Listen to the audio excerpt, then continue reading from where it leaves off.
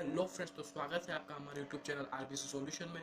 तो ये हमारे चैप्टर की जैसे सेकंड वीडियो है। अगर आपको पहले वीडियो देखनी हो तो जाके आप आई बटन पर क्लिक कर सकते हैं और प्लीज़ चैनल को सब्सक्राइब कर देना। और अच्छी लगे तो चैप्टर जहाँ से मैंने लीव किया था। तो हमारा आज का टॉपिक है इकोनॉमिक एनालिसिस। तो इकोनॉमिक एनालिसिस है जो कि तीन टाइप्स की होती है। फर्स्ट हमारा on the basis of dependence, second हमारा on the basis of time and third हमारा on the basis of direction. तो फर्स्ट एक एक करके हम तीनों को समझेंगे। ये क्वेश्चन बहुत इंपॉर्टेंट है, 5 मार्क्स का क्वेश्चन आता है ये फ्रेंड। तो फर्स्ट हमारा on the basis of dependence. इसमें दो टाइप है, एक पार्शियल और एक जनरल। पार्शियल का एग्जांपल देकर समझो। लाइक पार्शियल के अंदर हम किसी भी एक ही जो इकोनॉमिक वेरिएबल है उसकी स्टडी करते हैं। लाइक मैं अगर लॉ ऑफ डिमांड पढ़ रहा हूँ तो मैं लॉ ऑफ डिमांड में सिर्फ प्राइस के ऊपर बात करूंगा। लाइक प्राइस के बढ़ने या घटने से डिमांड पर हमारा क्या इफेक्ट पड़ रहा है। लाइक प्राइस कम हो रही है तो हमारी डिमांड है, वो जो डिमांड है हमारी ज़्यादा हो रही है, और जो हमारी डिमांड है वो कम हो रही है तो उसका इफेक्ट पड़ रहा है प्राइस पे। तो इस प्राइस के फैक्टर के ऊपर बात करता हूँ तो ये हमारा हो जाएगा पार्शियल एनालिसिस। और सेकंड हमारा जनरल एनालिसिस। तो इसके अंदर हम प्राइस के अलावा भी बहुत सारे फैक्टर यानी मोर देन वन फैक्टर पे बात करते हैं। लाइक लॉ ऑफ डिमांड को लेते हैं वापस है। तो इसमें प्राइस के ऊपर बात भी कर रहा हूँ मैं। जो कंज्यूमर की इनकम है, लाइक कंज्यूमर की इनकम इंक्रीज हो रही है तो वो सेम प्राइस पे ज़्यादा गुड खरीदने की कैपेसिटी बढ़ा सकता है। तो सेकंड हम नेक्स्ट आ जाते हैं हमारा basis of the time element.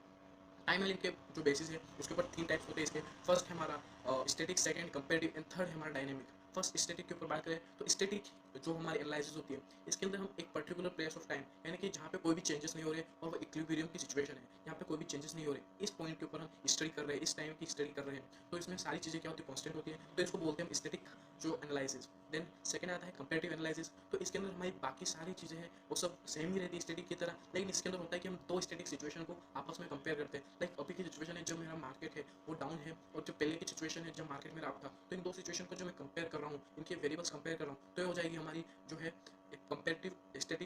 Comparative करते हैं हम डायनेमिक स्टडी की। डायनेमिक स्टडी यहाँ जहाँ पे मेरी जो इकोनॉमिक वेरिएबल है कंटिन्यूस चेंज हो रहे हैं। लाइक कोई भी कमोडिटी उसकी डिमांड है या उसकी प्राइस है कंटिन्यूसली फ्लक्चुएट कर रही है, तो ऐसी स्टडी को हम बोलेंगे जो डायनेमिक स्टडी होती है, डायनेमिक एनालिसिस। देन नेक्स्ट आ जाते हैं हम जो on the basis of direction and the tools. On the basis of direction and tools इसके दो टाइप होते हैं, एक है डिडक्टिव और एक है इंडक्टिव। डिडक्टिव और इंडक्टिव में क्या डिफरेंसेस है बता देते हैं फ्रेंड्स आपको। तो इंडक्टिव होता है और डिडक्टिव, तो जो डिडक्टिव होता है उसमें जनरलाइजेशन करते हैं, यानी कि हमको बहुत सारे फैक्ट दे दिए उसमें से हम कुछ स्पेशलाइज करते हैं या सिंप्लीफाई करते हैं उसको। तो on the basis of logic या लॉजिक के बेसिस पे करते हैं। हमको कोई भी फिगर नहीं दिया हो गया था या कोई भी ऑब्जर्वेशन नहीं करते हम, ओनली लॉजिक के बेसिस पे कि ये ऐसी सिचुएशन हो सकती है। उन लॉजिक के बेसिस पे हम कोई भी इकोनॉमिक थ्योरी को डिराइव करते हैं तो उसको बोलते हैं हम डिडक्टिव मेथड और डिडक्टिव एनालिसिस। एंड सेकंड है इंडक्टिव। तो इसमें हम कोई भी हमको छोटी सी अमाउंट दिया है और उससे हम पूरे जो फैक्ट्स का पता लगाते हैं, और ये होता है हमारा on the basis of observation, यानी कोई भी ऑब्जर्वेशन के बेस पे हम किसी भी इकोनॉमिक थ्योरी को डिराइव करते हैं, तो वो होता है हमारा इंडक्टिव मेथड। देन नेक्स्ट आ जाते हैं हम हमारा economic as a science and economic as a art. ये दो टॉपिक इंपॉर्टेंट है, आ सकते हैं 3 या 2 मार्क्स के क्वेश्चन में। तो फर्स्ट बात करते हैं economic as a science. Economic as a science की बात करूँ मैं तो इकोनॉमिक एज अ साइंस इसके दो इसमें हम क्या करेंगे, इकोनॉमिक एज अ साइंस और इकोनॉमिक और साइंस का जो फीचर है हम उसको कंपेयर करेंगे। फर्स्ट करते हैं हम बात as a systematic body of knowledge. Like science में सिस्टमेटिक बॉडी ऑफ नॉलेज होती है। लाइक मुझे कोई बायोलॉजी पढ़नी है या कोई भी मेडिकल या डॉक्टर बनना है तो मुझे सिस्टमेटिक बॉडी होगी उसकी। लाइक पहले मुझे एमबीएस करना है, कॉलेज में स्टडी करनी है, तो ये सिस्टमेटिक बॉडी होता है। इकोनॉमिक में भी सेम ऐसा ही है, इकोनॉमिक के लिए भी सिस्टमेटिक बॉडी होती है। देन सेकंड है हमारा कि इसके अंदर सारे डिसिप्लिन है इकोनॉमिक्स में, सारे जो रूल्स एंड रेगुलेशन है वो एक्सपेरिमेंट के बेसिस पे, लेबोरेटरी में एक्सपेरिमेंट के बेसिस पे बनाए जाते हैं। लेकिन जो हमारा इकोनॉमिक है उसके अंदर हम एक्सपेरिमेंट नहीं कर सकते, लेबोरेटरी में एक्सपेरिमेंट करके नहीं बनाते। ये ऑन द बेसिस होता है हमारा थ्योरी, प्रैक्टिकल होता है। ये कोई भी एक्सपेरिमेंट के बेसिस पे नहीं होता है, कोई भी ऑब्जर्वेशन के बेसिस पे नहीं होता है, फैक्चुअल होता है। तो ये ड्रॉबैक हो जाता है इकोनॉमिक में, इसलिए इकोनॉमिक्स इसे कंप्लीट साइंस नहीं मानकर इन्हें एक्सेल साइंस और अनप्योर साइंस कहते हैं। अनप्योर साइंस जो इसके दो टाइप्स होते हैं, एक है पॉजिटिव और एक है नॉर्मेटिव। पॉजिटिव ये हमें बताता है कि हमें ऐसी सिचुएशन में क्या करना है। और जो पॉजिटिव साइंस है, लाइक सपोज हमारी जो डिमांड है वो बताता है, जैसे लाइक डिमांड मेरी गिर गई तो ये हमें बताता है कि ये सिचुएशन है क्या, व्हाट इट इज, ये सिचुएशन है क्या, क्या हो गया हमारे मार्केट में, क्या चेंजेस आए, तो ये हमें बताता है क्या चेंजेस हुए। नॉर्मेटिव साइंस और पॉजिटिव साइंस। और नॉर्मेटिव साइंस हमें बताता है कि ऐसी सिचुएशन मुझे क्या करना चाहिए। लाइक मेरी जो डिमांड है वो गिर गई है तो उसे डिमांड को वापस कैसे बढ़ा सकता हूँ। लाइक मैं प्राइस कम कर दूंगा कमोडिटी की तो उसकी डिमांड वापस कर जाएगी, बढ़ जाएगी। तो नॉर्मेटिव हमें बताता है कि हमें क्या करना है, और जो पॉजिटिव हमें बताता है कि क्या है वो सिचुएशन, क्या हो रहा है इसमें। ठीक है, तो नेक्स्ट आ जाते हैं हम आर्ट। आर्ट को सब पता है, आर्ट आप सब जानते हो आर्ट क्या होता है। तो आर्ट ऐसी सिचुएशन या आर्ट हम बार बार प्रैक्टिस करके अचीव करते हैं। लाइक मुझे आर्ट है ड्राइंग का, सिंगिंग का, बहुत सारे अलग अलग आर्ट्स होते हैं। तो इकोनॉमिक को आर्ट से क्यों कंपेयर करते हैं, तो ऐसा कहा जाता है कि जो इकोनॉमिक्स है वो जो हमारी जो साइंस है वो क्या करती है, थ्योरी डिराइव करती है, साइंस के थ्रू हम थ्योरी बनाते हैं और आर्ट के थ्रू हमको अप्लाई करते हैं। लाइक मेरे कोई भी पॉवर्टी मेरे को निकालना है, इरेडिक्ट करना है पॉवर्टी को, तो क्या करूँगा मैं ऐसी सिचुएशन में, तो मैं जितने भी जो लॉज हैं मेरे इकोनॉमिक्स के उनको यूज़ करूँगा मैं। तो जो इकोनॉमिक का यूज़ किया मैंने उसको ही क्या बोलते हैं हम आर्ट। उस इकोनॉमिक्स के लॉ को यूज़ करके पॉवर्टी को मैं निकाल रहा हूँ, वही क्या हो जाएगा हमारा आर्ट। देन नेक्स्ट आ जाते हैं हम शॉर्ट कमिंग, क्या ड्रॉबैक है हमारे इकोनॉमिक्स के।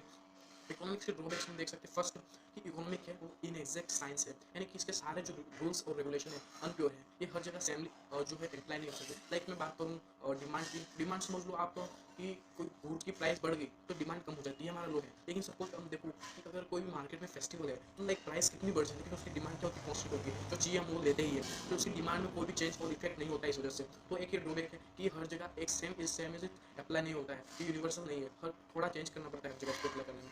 देन सेकंड बात करूँ मैं इसकी, तो ये जो इकोनॉमिक्स है हमारे पॉसिबिलिटीज़ के ऊपर बात करती है, लाइक जो हमारे थिंकिंग के ऊपर बात करती है। देखो सपोज मैं देख लूँ कि डिमांड बढ़ी तो प्राइस कम होनी ही है, ठीक है। देन सेकंड है कि हमारा जो साइंस है वो प्योर हम उसको जो प्रूव नहीं कर सकते इकोनॉमिक्स के लॉज और थ्योरी को इन लैब, क्योंकि ये हमारा जो लैब में प्रूव नहीं कर सकते इसको। इसकी जो इकोनॉमी के लिए लैब है वो सोसाइटी, क्योंकि सोशल साइंस है, ये लोगों पे अप्लाई होती है ना कि किसी भी एक एलिमेंट के ऊपर, तो इसको हम प्रूव नहीं कर सकते हैं इन एनी लेबोरेटरी। तो ये दो ड्रॉबैक है इसके इंपॉर्टेंट इस चैप्टर के अकॉर्डिंग। तो नेक्स्ट हम आ जाते हैं बात करते एजम्पशन, क्या हमको कुछ कुछ चीज़ें एज्यूम करनी पड़ती है कभी भी कोई भी इकोनॉमिक थ्योरी को डिराइव करने के लिए। लाइक फर्स्ट है हमारा रेशनलाइजेशन, यानी कि कोई भी आदमी या कोई भी इकोनॉमिक पर्सन है वो कोई भी चीज़ को खरीदने से पहले रैशनल करता है, यानी कि उस पर तर्क करता है, कि उसको समझता है, उसके बारे में जानता है कि उससे उसको कितना सेटिस्फेक्शन मिलेगा। लाइक कोई भी मैं चीज़ खरीद रहा हूँ, like pencil, rubber, ball, pencil, कुछ भी, तो मैं उस पर देखूंगा कि उससे मुझे कितना सेटिस्फेक्शन मिल रहा है, तभी मैं उसको लूँगा। तो ये इकोनॉमिक क्या होना चाहिए, इकोनॉमिक पर्सन होना चाहिए, वो रैशनलाइज यानी तर्क करना चाहिए, और जिसके पीछे खरीदने के जो उसका कोई रीजन होना चाहिए। देन सेकंड है हमारा इकोनॉमिक में, यानी वो इकोनॉमिक से जुड़ा होना चाहिए। लाइक अगर मैं साधु संत या मॉन्क्स की बात करूँ तो उनको कोई इकोनॉमिक से मतलब कोई इनकी विशेष नहीं, कोई वांट्स नहीं,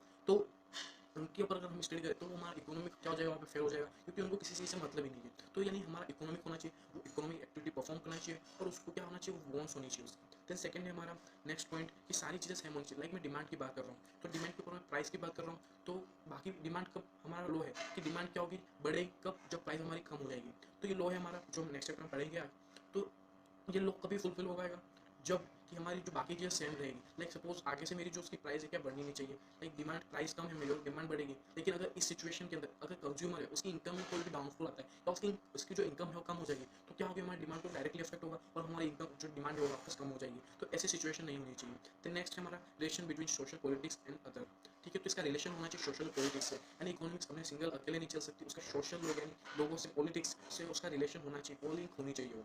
देन नेक्स्ट है ज्योग्राफी, और ये ज्योग्राफी के ऊपर बेस्ड होगी। लाइक कोई भी पहाड़ में लोग रह रहे हैं तो उस पर सही से अप्लाई नहीं हो पाएगी, क्योंकि कोई दूर यानी जो हमारे सिटी से दूर रह रहा है तो उसकी जो लाइफ स्टाइल है वो अलग होगी, और जो अर्बन एरिया में रह रहा है उसकी लाइफ स्टाइल अलग होती है। तो ये कुछ पॉइंट्स हैं जो कि हमको एज्यूम करने पड़ते हैं कि जो उसमें कोई भी ज्योग्राफिकल बैरियर नहीं है, कोई भी लैंग्वेज बैरियर नहीं है, इस टाइप के बहुत सारे बैरियर होते हैं, हमको क्या इनको एज्यूम करना पड़ता है।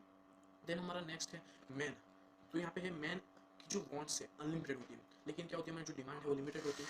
तो ऐसी सिचुएशन में बहुत सारे इकोनॉमिक प्रॉब्लम आते हैं। लाइक क्या प्रोड्यूस करें हम, क्योंकि हमारी जो डिमांड है तो बहुत सारी है, लाइक कार भी चाहिए, फ्रिज भी चाहिए, ये भी चाहिए, वो भी चाहिए, लेकिन जो जो हमारे पास रिसोर्सेज, लाइक फ्रिज को बनाने के लिए जो भी मेरे को एल्यूमिनियम लगेगा, स्टील जो भी लगेगा, और कार को बनाने में वो लगेगा, तो मुझे कितना फ्रिज बनाना, कितना रेफ्रिजरेटर बनाना है और कितनी कार बनानी है, ये मुझे क्या करना पड़ेगा, डिसाइड करना पड़ेगा। तो ऐसी जो सिचुएशन होगी तो वहाँ पे मुझे क्या करना पड़ेगा, दोनों के बीच में कॉम्बिनेशन लेना पड़ेगा, या फिर क्या तो पूरा प्रोडक्शन रेफ्रिजरेटर का या फिर पूरा इसका। तो ऐसी ऐसी बहुत सारी प्रॉब्लम्स आती है इकोनॉमिक्स के अंदर कि किसके लिए प्रोड्यूस करें, कितना प्रोड्यूस करें, क्या प्रोड्यूस करें। तो इस प्रॉब्लम्स को जानने के लिए हम पढ़ेंगे पीपीसी का, मार्जिन ऑफ अपॉर्चुनिटी कॉस्ट और अपॉर्चुनिटी कॉस्ट।